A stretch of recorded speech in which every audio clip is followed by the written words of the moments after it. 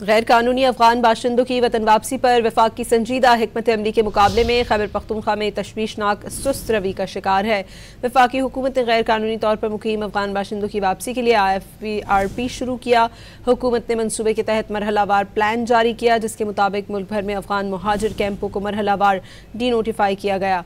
वफाकी हुकूमत ने फ़ेज़ 3 के नफाज के बाद 56 अफगान मुहाजिर कैंपों को कानूनी तौर पर गैर फ़ाल करार दिया, जिनमें से 43 खैबर पख्तूनख्वा, 10 बलूचिस्तान और 1 पंजाब में थे।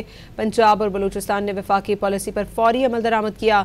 बलूचिस्तान में 88,000 से ज़्यादा अफगान शहरियों का रिकॉर्ड सामने आया, जिनकी वापसी जारी है, जो दिसंबर तक मुकम्मल हो जाएगी।